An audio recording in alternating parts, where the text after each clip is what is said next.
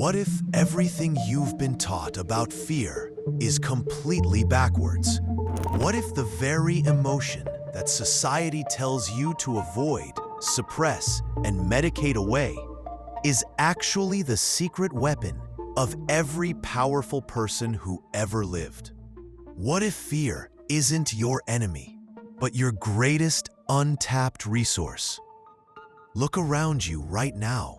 The world is drowning in people who talk endlessly about courage while hiding behind their comfort zones.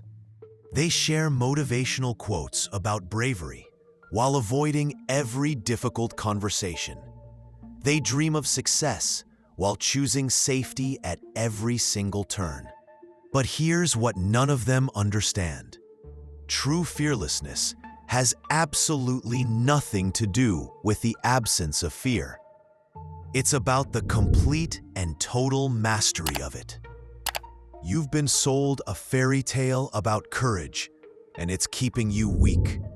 From childhood, you've been fed this ridiculous notion that brave people simply don't feel afraid. Heroes in movies charge into battle without hesitation. Success stories make it sound like confident people were just born that way. The entire self-help industry profits from selling you courses on eliminating fear forever. But this is all elaborate theater designed to keep you dependent, buying products, and never actually becoming dangerous. Here's the truth they desperately don't want you to discover. Every single person who has ever accomplished anything meaningful was absolutely terrified when they started. The difference wasn't that they felt less fear than you do. The difference was that they developed a completely different relationship with that terror. They learned to harness it, weaponize it, and turn it into fuel while everyone else was paralyzed by it. Think about this logically for just one moment. If fearlessness really came from avoiding scary situations, then the safest people would be the most powerful. But look around at your own life, at the people you know. The safest people are invariably the most powerless. They live in bubbles of manufactured comfort, surrounded by people who think exactly like them, never testing their ideas against reality, never growing stronger through resistance, never becoming anything more than what they already are. Meanwhile, the people who actually shape the world, who bend reality to their will, who build empires and command respect, they all share one critical characteristic. They walked directly toward what terrified them most and learned to use that terror as rocket fuel for their ambitions. Consider the gladiator standing in the ancient Roman arena. The crowd roars for blood, steel flashes in the merciless sun, and fear surges through his veins like molten lightning. His heart pounds so hard he can feel it in his throat. Every instinct screams at him to run, to hide, to beg for mercy. The weak gladiator listens to those screams. He begs for the fear to disappear, wishes he were anywhere else, prays desperately for rescue that will never come. But the champion gladiator does something completely different. Something that separates him from every other man in that arena. He doesn't try to eliminate the fear. Instead, he sharpens it, like a blade. He lets that terror heighten every sense, accelerate every reflex, and focus his mind to laser precision. He transforms dread into fire, panic into power, terror into tactical advantage. His real opponent isn't the man across from him with the sword. His real enemy is the voice in his head whispering, "You cannot win. You are not strong enough. You are going to die here." And when he silences that voice, when he transforms that internal dread into external dominance, he becomes completely untouchable. This is the secret that separates rulers from the ruled. Fear is not the enemy you've been told it is. Fear is the forge. Without it, you remain soft, untested, brittle, weak. Without fear challenging you, your victories mean absolutely nothing because you've never faced an enemy worthy of your potential. Real fearlessness means stepping willingly into the fire that others spend their entire lives avoiding. Every man who built an empire, every leader who commanded nations, every person whose name echoes across centuries of history, none of them were free of fear. They were men and women who stared directly into the abyss of uncertainty and did not turn away. They understood what the timid will never, ever grasp. Fear is not to be avoided or eliminated. Fear is to be mastered, bent to your will and made to serve your purposes.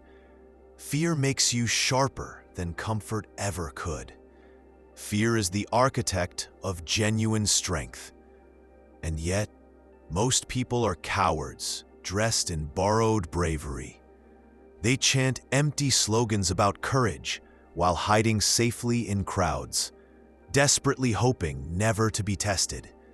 They boast about fearlessness while depending completely on others' approval to feel alive. They mask their deep insecurities with fake smiles, shallow displays of confidence, and constant noise designed to distract from their inner emptiness.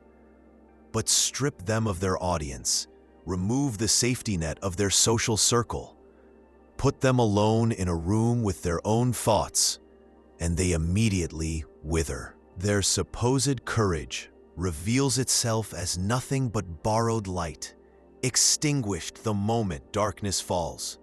They fear silence more than death. They fear solitude more than failure. They fear the judgment of others more than they fear wasting their entire lives in mediocrity. And in this pathetic display, they reveal their true nature.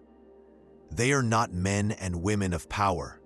They are slaves, slaves to perception, slaves to weakness, slaves to the very fear they claim not to feel. But you, if you're truly listening to these words, must rise above this pathetic existence. Fearlessness is not some gift bestowed upon the chosen few. It's not handed out randomly at birth. Fearlessness is taken by force. It's carved into your soul through discipline, through silence, through the ruthless and systematic stripping away of every weakness that keeps you small. The person who wishes to become truly fearless must kill the part of themselves that craves safety above all else. They must bury the desperate need for applause, for permission, for sympathy from people who have never built anything meaningful. They must face fear exactly as one faces an enemy on an actual battlefield. Not with trembling hands and desperate prayers, but with cold precision and calculated strategy. The timid masses will tell you this approach is cruelty. They'll call it madness, extremism, unnecessary harshness. But what they're really revealing is their own weakness. Until you confront fear directly, until you strip it of its power over your decisions, it will forever haunt you, forever dictate the precise limits of what you're willing to attempt in life. Don't confuse this with reckless stupidity. True fearlessness is not the blind leap of a fool who ignores obvious danger. It's the calculated step of a strategist who understands danger intimately and refuses to let that understanding paralyze them. The reckless person dies for nothing, accomplishes nothing, leaves no legacy. The fearless person lives as if death itself could not stop them from achieving their mission. They calculate risks precisely. They adapt to changing circumstances. They bend fear into fuel, while others are consumed by it. This is why the fox survives elaborate traps, while the lion scatters entire packs of wolves. Each understands fear intimately. Each uses it as a precise tool rather than being used by it. Each stands completely unmoved while the herd panics around them. To master fear is to master perception itself, both your own internal state and how others see you. The person who appears fearless, whether they truly feel it internally or not, commands automatic respect, immediate obedience, and yes, even dread from those who remain enslaved to their own terror. Everyone sees what you appear to be, but very few people ever experience what you truly are beneath the surface. So let fear build your external mask, rather than breaking your internal structure. Ask yourself this critical question. What if everything you've been taught about fear is not just wrong, but deliberately designed to keep you weak? What if the very thing you've been trained to run from is actually the key to becoming completely untouchable? What if the secret of real power, genuine greatness, and true liberation is found not in escaping fear, but in commanding it absolutely? Here's the part that nobody wants to admit, the truth that destroys the entire self-help industry's business model. Fear will never completely leave you. It's not supposed to. But the person who bends fear to their will becomes something far greater than merely fearless. They become inevitable. The greatest lie you've been taught is that fearlessness is some rare gift reserved for a chosen few, when the truth is that it's a learnable discipline, a craftable skill, a forgeable weapon that gets stronger through use. Most people beg for courage as if it were alms from the gods, but truly fearless individuals know it's not prayed for or wished for. It's taken by force through consistent action despite terror. This is precisely why the masses fail so predictably. They treat fear as an unwelcome intruder, something foreign and unnatural, instead of recognizing it as the constant companion it actually is. When the inevitable storm comes, when life systematically tears away their fragile scaffolds of manufactured security, they collapse immediately because they never learned to stand in the wind. But the person who has studied fear, who has made it their servant rather than their master, stands completely unshaken when chaos arrives. They don't beg for relief from the storm. They command the tempest itself. They become the eye of the hurricane, while everyone else gets swept away by forces they never learned to control. The coward worships safety above everything else. They build elaborate fortresses of routine, cling desperately to familiar comforts, hide behind sophisticated excuses for inaction. They make the fatal mistake of confusing the absence of immediate danger with the presence of genuine strength. But understand this fundamental truth: fortresses are not built to protect the strong. They are prisons designed by and for the weak. The person who hides from fear dies 1,000 slow deaths before their body finally falls.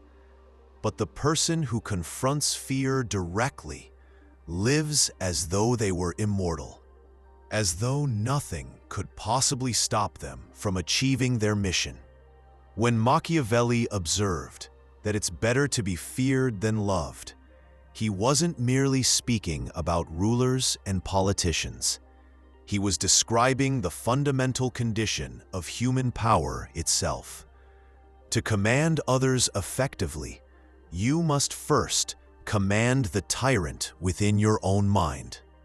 And fear is the most cunning, persistent, intelligent tyrant you will ever face. Consider a general standing before battle, feeling the crushing weight of the moment, knowing with mathematical certainty the possibility of total defeat. His soldiers look to him with desperate eyes, their courage fragile as glass, their resolve completely dependent on his demeanor. If he falters for even a moment, the entire army collapses. If he stands firm despite his own internal terror, his very posture ignites courage in others. Fear whispers constantly to him about retreat, about hesitation, about the safety of avoiding conflict entirely. But if he bows to those whispers, his men die, his cause crumbles, and his name is forgotten by history. However, if he rises above that internal voice, if he masters the fire burning in his chest, he doesn't merely survive the battle. He bends the destiny of entire nations. The exact same law applies to your daily life.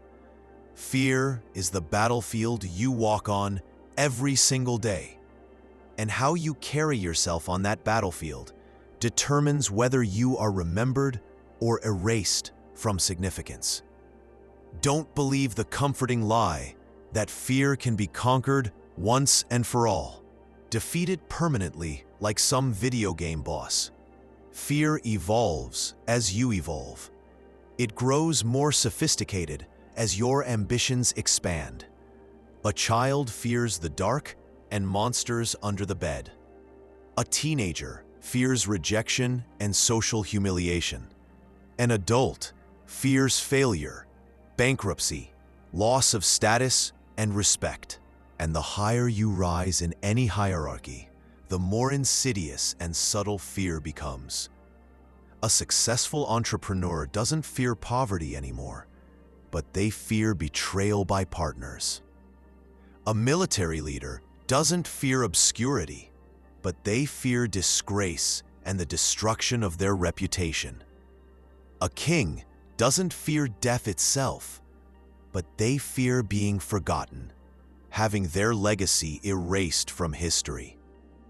Fear wears countless different masks throughout your life, but its essential nature never changes. It seeks to limit you, to keep you smaller than your potential, to prevent you from discovering what you're truly capable of achieving.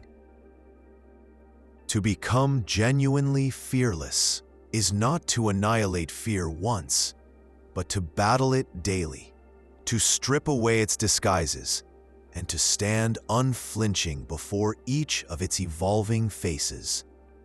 Most people will never understand this process.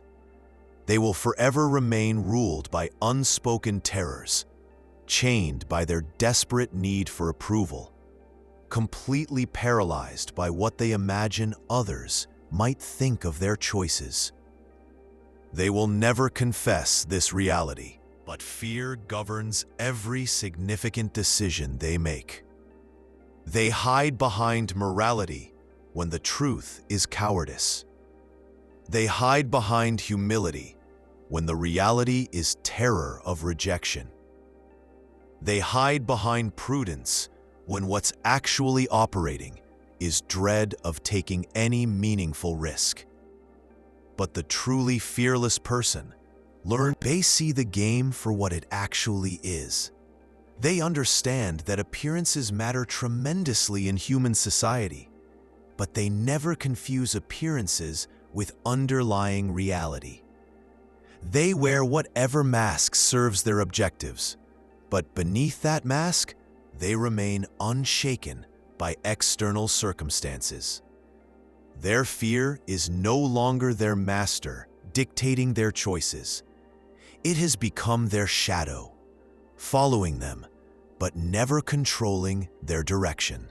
And this transformation is precisely why genuinely fearless people are so dangerous to existing power structures.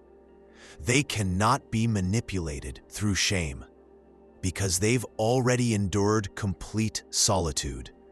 They cannot be broken by rejection, because they've already faced the void alone and survived. They cannot be silenced by threats, because they've already stared at death and found it wanting. The person who cannot be ruled by fear cannot be ruled by anyone or anything. They're not reckless or stupid. They're untouchable. Their enemies consistently misjudge them, assuming they feel terror the same way everyone else does, that they tremble when threatened. So these enemies reach for the usual levers of fear to pull them down, only to discover that all the control mechanisms have been severed. And in that moment of realization, their own fear multiplies exponentially, because nothing terrifies a person more than encountering someone who genuinely does not flinch under pressure. If you want to join this rare category of human being, you must meet fear face to face in direct confrontation. Don't flee from it like a child. Don't beg it to leave you alone like a victim. Walk deliberately into the chamber of your deepest dread. Lock the doors behind you and remain there until fear itself bows to your will. Strip yourself completely of comfortable excuses. Strip away the crowd's protection and validation. Strip away false courage borrowed from others and stand naked before your terror. There, in that silence, in that solitude, you will discover the most important truth of your life. Fear is not the end of you.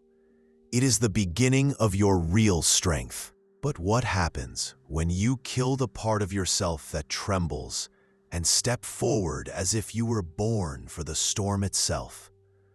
The moment you make the decision to cross this threshold, you step into a realm where most people dare not even look. It's the place where fear stops being an enemy you avoid and becomes the crucible that completely remakes you into something harder, sharper, more dangerous. Here, the air feels heavy with possibility and threat. The silence is suffocating to those who need constant validation. The path ahead is uncertain, unmarked, treacherous. The herd will scream at you to turn back, to stay where it's safe, to remain with them in their dim circle of mutual comfort and shared mediocrity. But understand this fundamental truth. The path to real fearlessness is never walked in crowds. It's a solitary march where you abandon the applause of the many for the respect of the few who actually matter. When you take this step, you feel the crushing weight of isolation pressing down on your shoulders. This is the price of entry into genuine power. Those who crave approval above results will retreat immediately. Those who crave power above comfort will continue forward despite the cost. It's at this crucial point that fear's true nature reveals itself.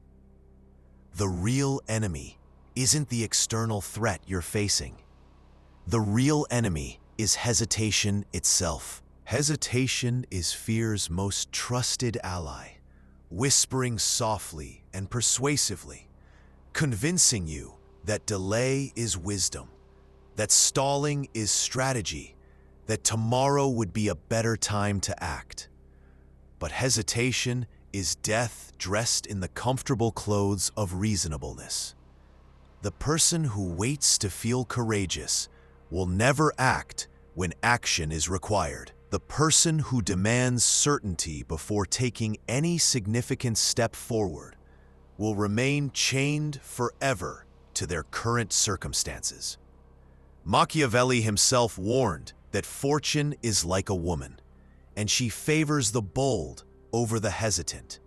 Fortune does not bend to those who linger in indecision. It bends to those who seize opportunities despite incomplete information. The person who conquers fear doesn't wait until they feel ready for action. They move despite their terror, and in that movement, readiness is born from necessity.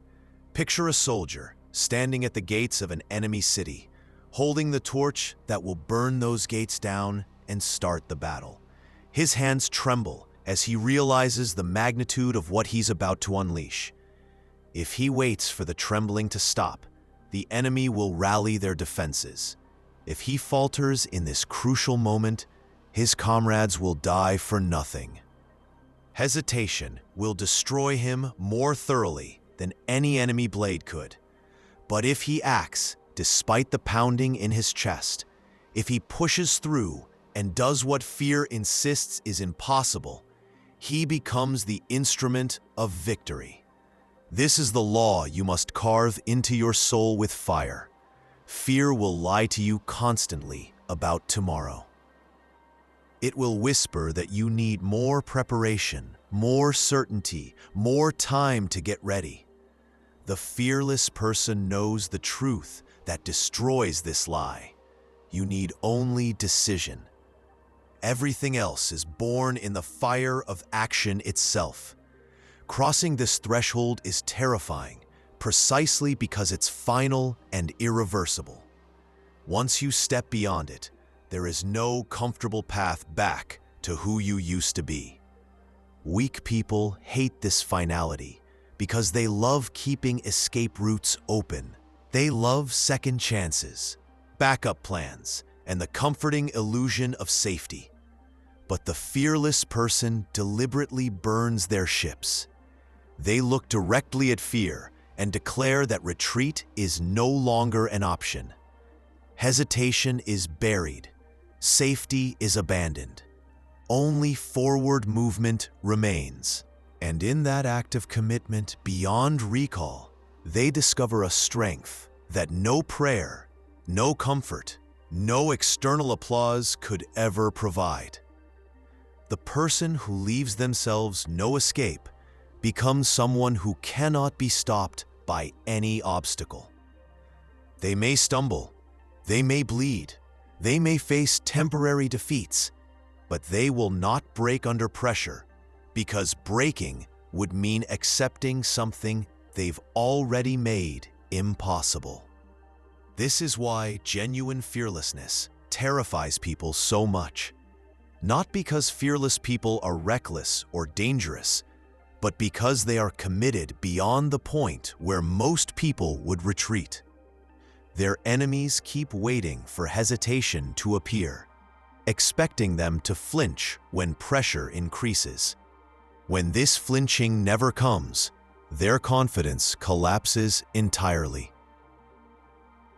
They suddenly realize they're dealing with a creature they cannot predict or control. Someone who has crossed a line they themselves have never dared approach. This person has killed the option of retreat. They've severed their ties to the comfortable herd. They've chosen the narrow, difficult road where only the strongest can survive. Because of this transformation, they cannot be controlled through traditional threats, bribed with conventional promises, or distracted by the noise that derails everyone else. They have passed through fire and emerged untouched by the forces that destroy ordinary people. But understand this clearly. Once you make this crossing, life will immediately test you with trials specifically designed to break people who still depend on external validation. You will lose allies who reveal themselves as cowards when pressure increases.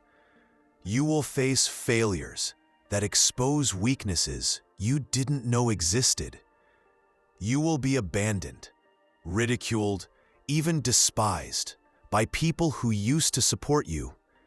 Yet this is not cruelty from an unfair universe. This is purification. Genuine fearlessness cannot grow in safety and comfort.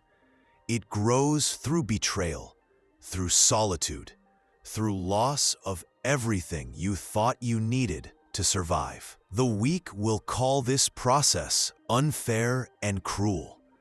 But the fearless person smiles through it because they understand that each trial strips away another layer of dependence, another weakness that was holding them back. Each wound hardens their armor.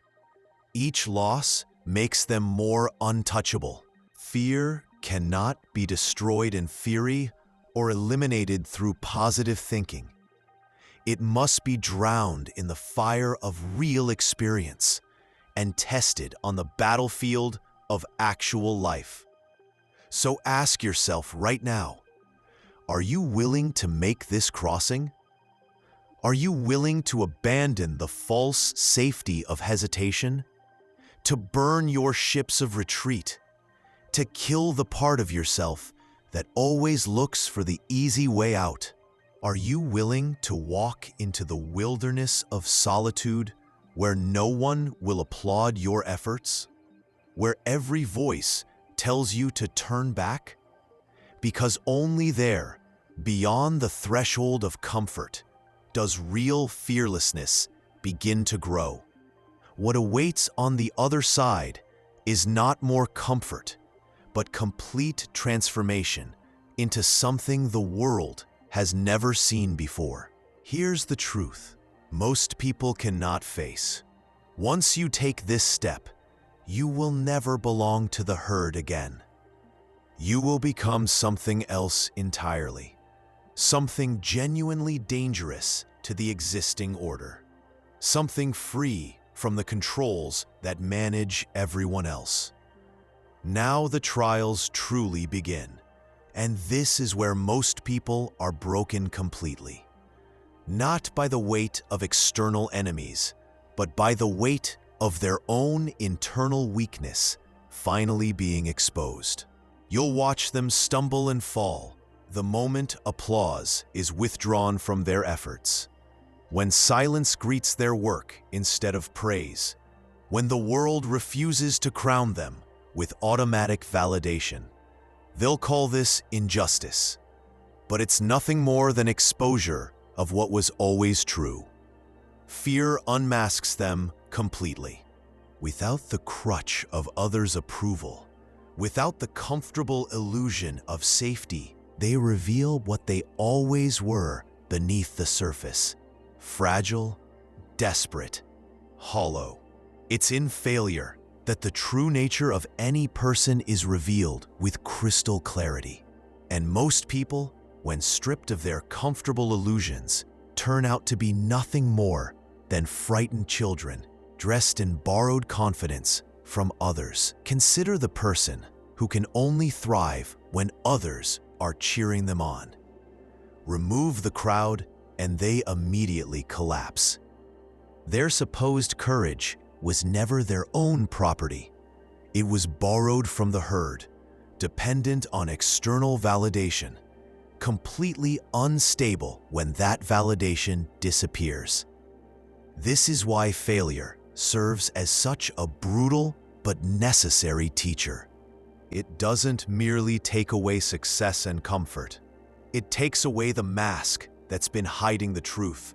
It forces you to face yourself without any disguise or external support. And in this moment of naked honesty, fear whispers its most persuasive lies. It tells you that you were a fool to even attempt anything difficult, that you should have stayed safe in mediocrity, that retreat is actually wisdom rather than cowardice. Most people obey this voice immediately. They quit, surrender, and crawl back to the herd while inventing elaborate excuses to justify their cowardice to themselves and others. But here's what you must understand. Every empire in history was built on the bones of people who refused to rise after their first defeat.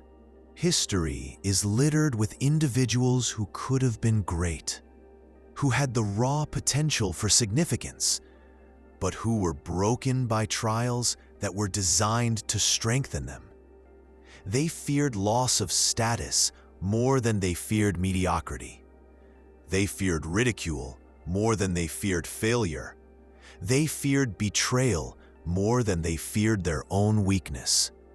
So they chose the coward's path, wrapping themselves in sophisticated justifications, convincing themselves that retreat was actually prudence. But mark this truth carefully. A single failure never ruins anyone. Surrender to fear does. Machiavelli wrote that people judge more by their eyes than by their hands, more by appearances than by actual results. In this observation lies a crucial paradox that most people never grasp. Failures themselves are not fatal if you rise again stronger than before.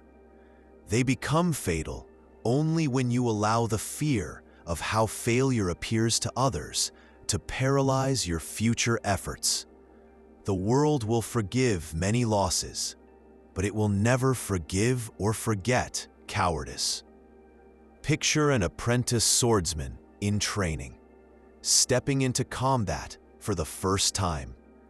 He's trembling, his technique is imperfect, his confidence is non-existent. He stumbles, gets cut, bleeds, fails completely in his first real test. The weak apprentice hides his wounds from others, abandons the arena entirely, and tells himself comforting lies about never being meant for greatness anyway.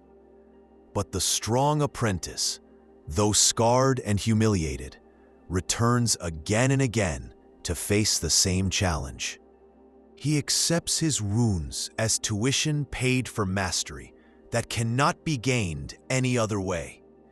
And eventually, after countless repetitions, those scars become his greatest strength. His reflexes sharpen through necessity. His composure becomes unshakable through repeated testing.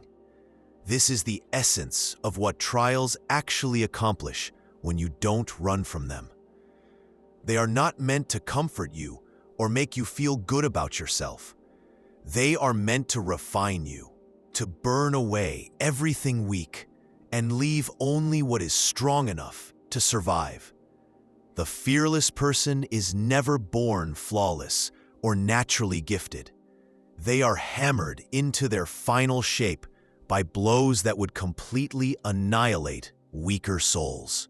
But fear ensures that most people never endure long enough to witness this transformation in themselves. They mistake the temporary sting of defeat for permanent finality. They confuse the jeers of crowds with objective truth about their worth. They flee back to their fragile comforts, consoling themselves with the lie that they never truly wanted greatness in the first place. This is why so few people ever rise to genuine significance. Greatness demands that you walk through ridicule, through loss, through long nights of solitude, where even you begin to doubt your own choices. But if you endure this process, if you refuse to bow to fear's whispers about retreat, you emerge with something far more valuable than skill or talent. You emerge with unbreakable composure. And composure maintained in the face of chaos is indistinguishable from fearlessness itself. Each wound inoculates you against greater terrors in the future. Each scar becomes proof that fear failed to conquer you when it had the chance. While the herd hides from this necessary process, The fearless person embraces it completely because they know the alternative: to live safe, soft, unseen, and to die untested. Trials are not punishments for attempting greatness. They are revelations that expose the false courage of pretenders, the shallow loyalty of fair-weather friends, and the brittle confidence of people who have never been tested under real pressure. They will strip you, humiliate you, even crush you temporarily.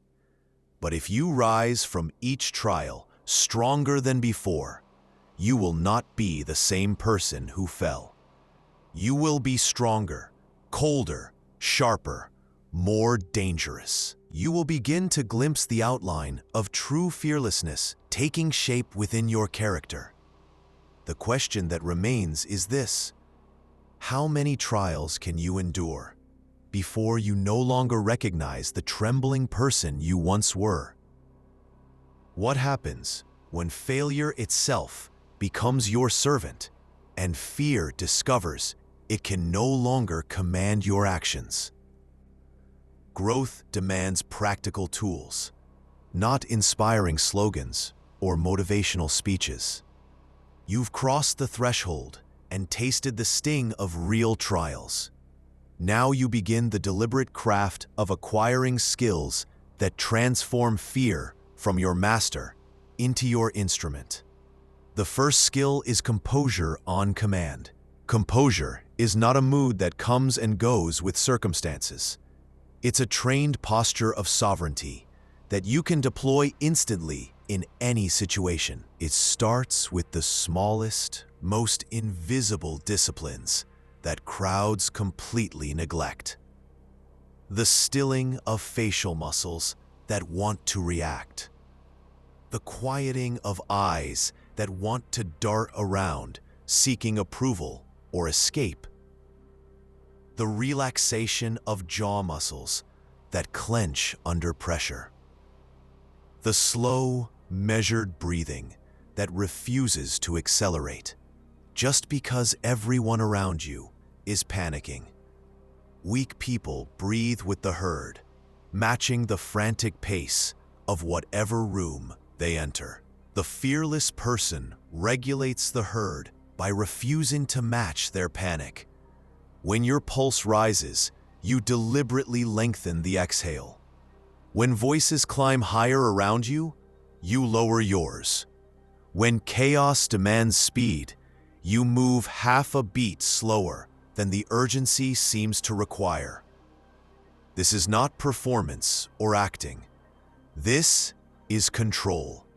And control felt by others becomes pressure they cannot explain but cannot resist. The second skill is the law of silence.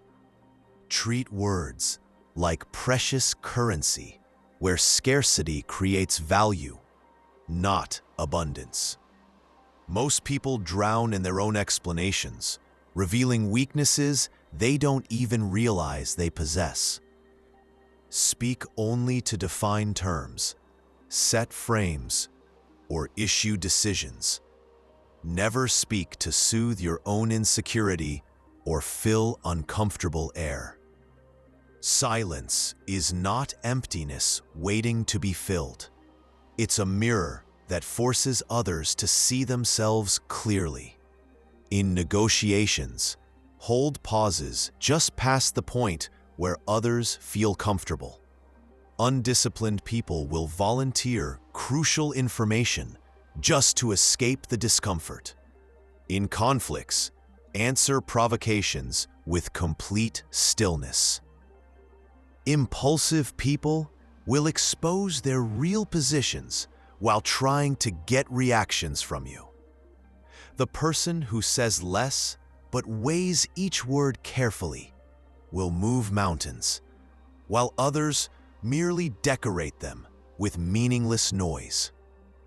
The third skill is deliberate exposure, building tolerance through measured, progressive contact with fear itself. Don't chase reckless stupidity.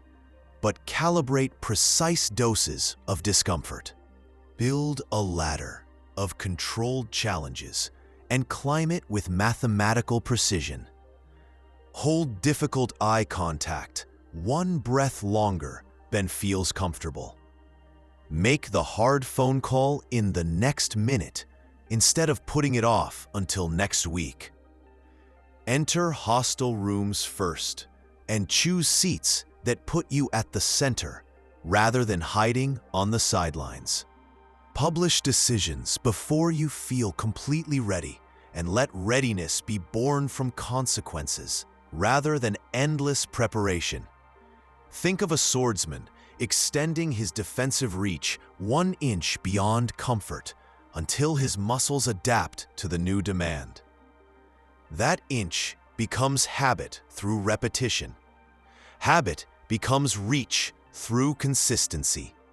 Reach becomes authority through results.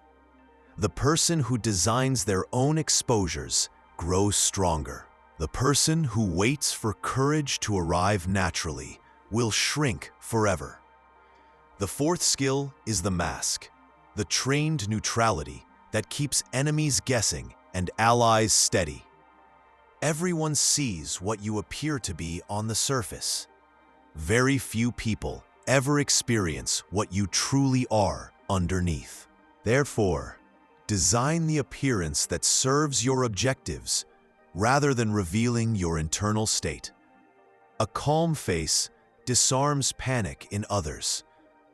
A measured nod buys you thinking time when decisions are demanded.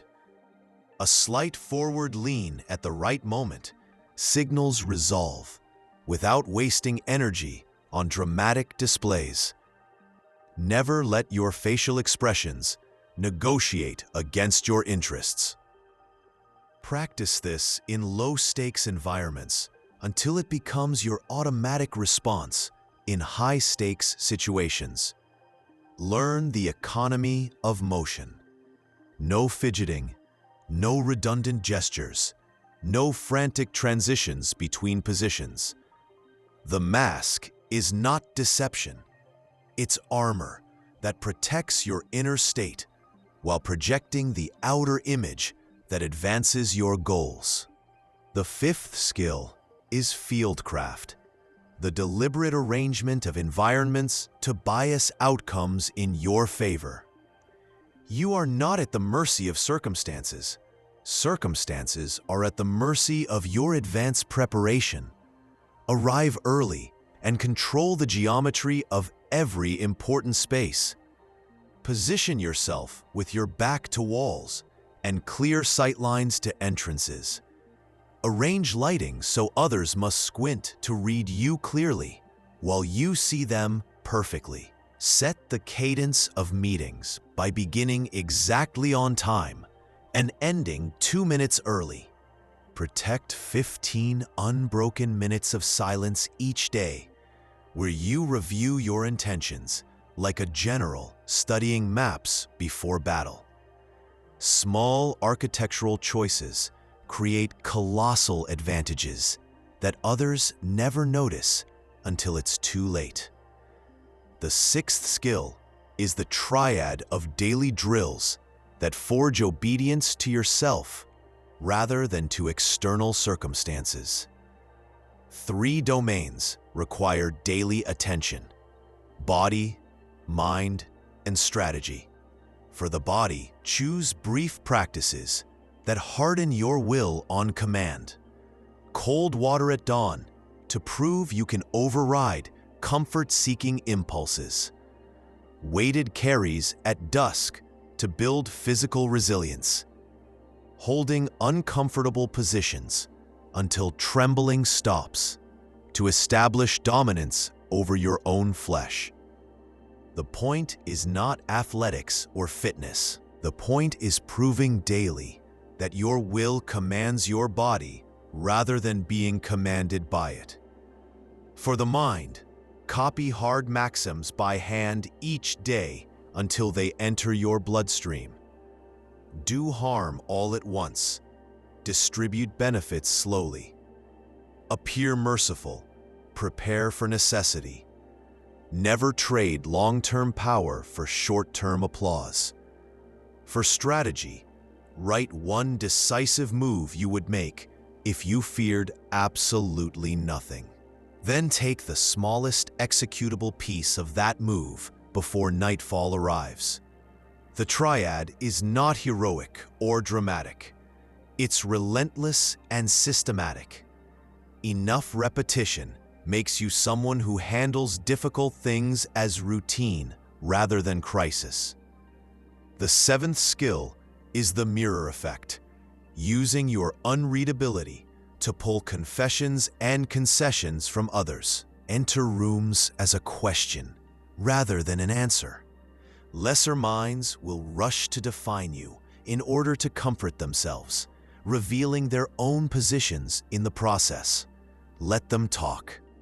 The verbose will reveal their ambitions, their alliances, their insecurities. The arrogant will show you exactly where they're hollow and vulnerable. The anxious will offer you leverage in exchange for relief from uncertainty. Your restraint becomes a vacuum that draws truth out of others without them realizing what's happening. You don't threaten, plead, or perform. You let silence harvest information, then place your pieces with surgical precision. Most victories are decided before contracts are signed, in the asymmetry of what each side knows about the other. These 7 skills work together like instruments in an orchestra of power. Your breathing governs your voice. Your voice governs the room's energy. Your silence governs what others feel compelled to reveal. Your mask governs their imagination about your capabilities.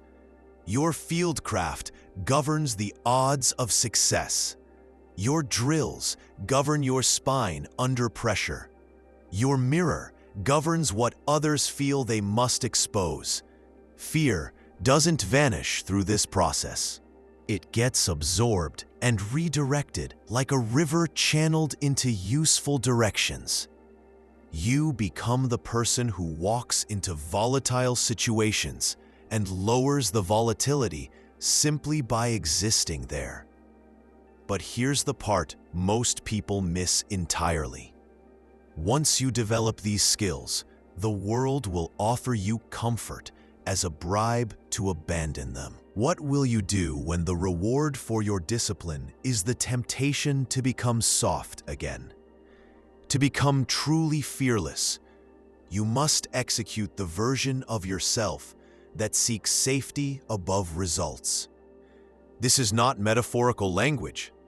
This is a deliberate assassination of your weaker identity that must be carried out without mercy or hesitation.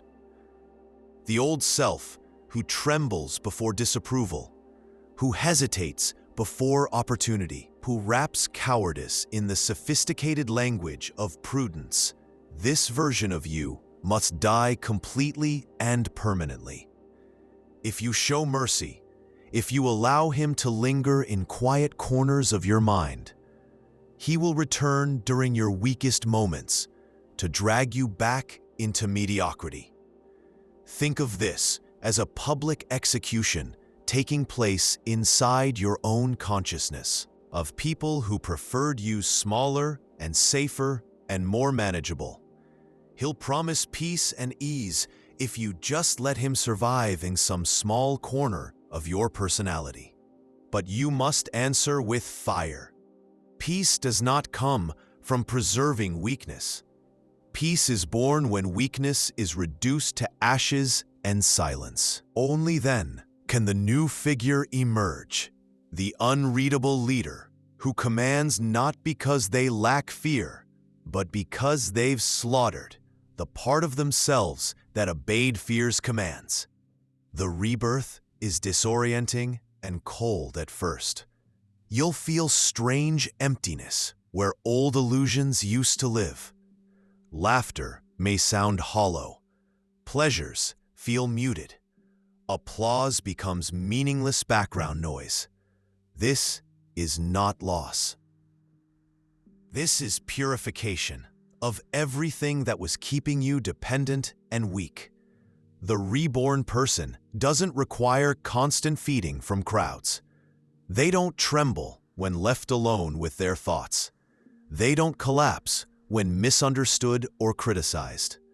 They stand in solitude like an impenetrable fortress, drawing strength not from external noise, but from internal silence. What others call loneliness, they call sovereignty. What others call cruelty, they call clarity. And in this clarity, they discover what most people will never see. Fear is no longer their master, dictating their choices. It has become their servant, providing useful information without controlling their actions.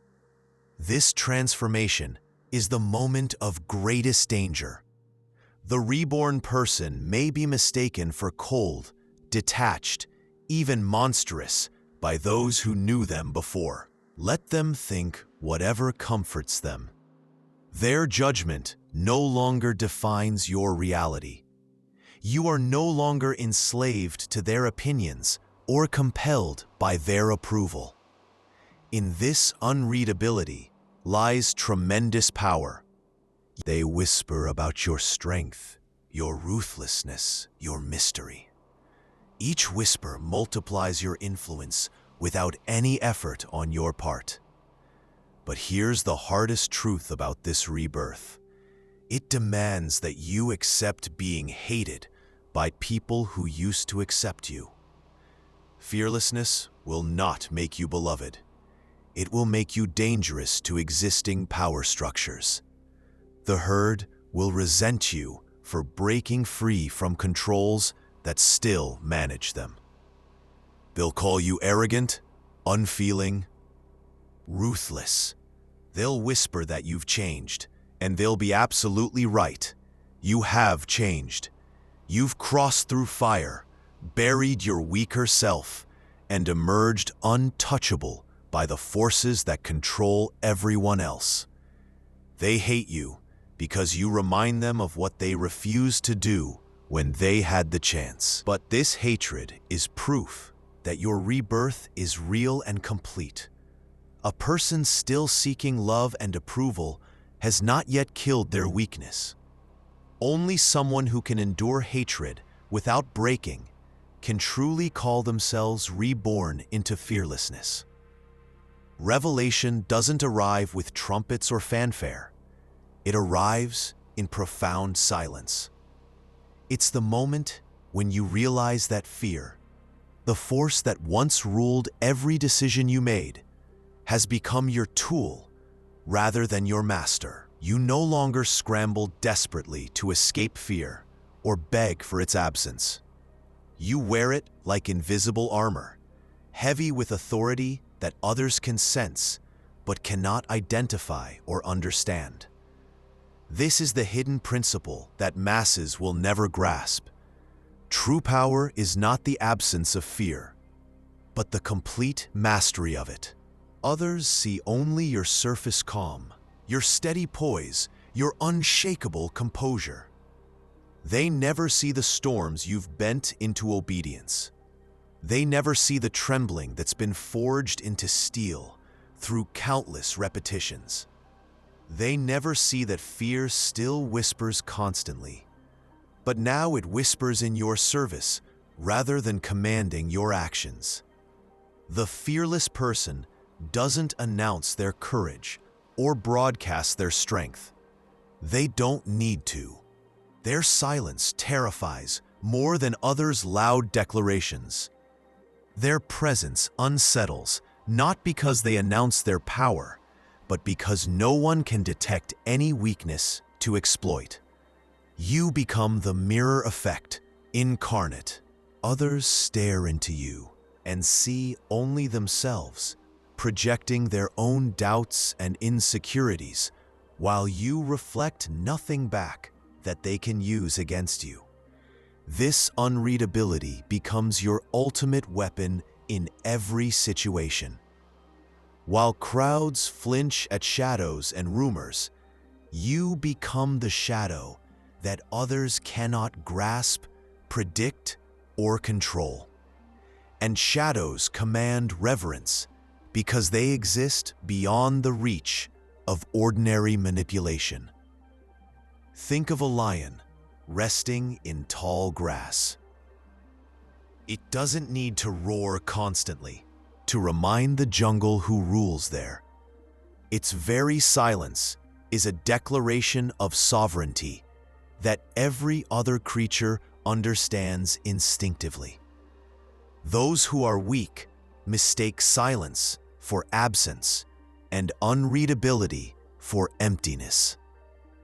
But when the strike finally comes, when silence shatters into decisive action, it's already too late for countermeasures. This is the revelation that changes everything. Power resides not in constant display, but in strategic restraint. Mystery multiplies strength exponentially. What cannot be read cannot be controlled by external forces. People are ruled by what they cannot predict, and so the unreadable person becomes inevitable in their influence. This is why truly fearless people unsettle entire rooms without raising their voices or making threats. Negotiators stumble over their own words.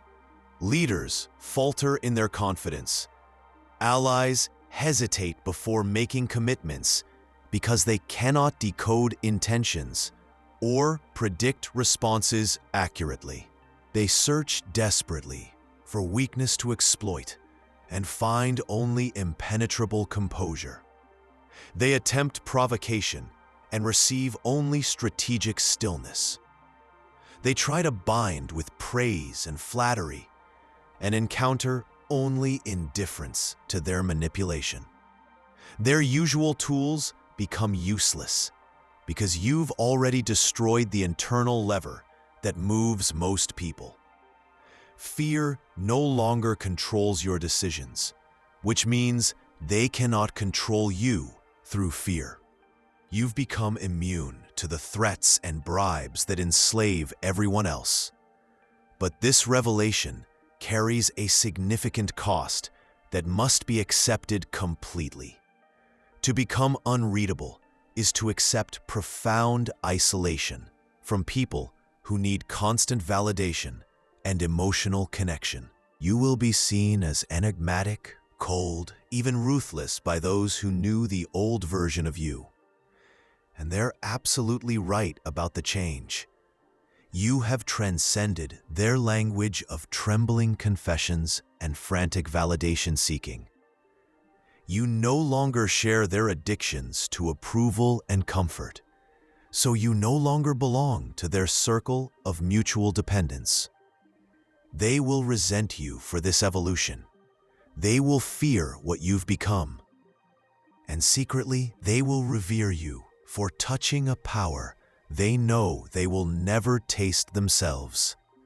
Fear, once your master, controlling every choice, has now become your mask that you wear without anyone seeing it.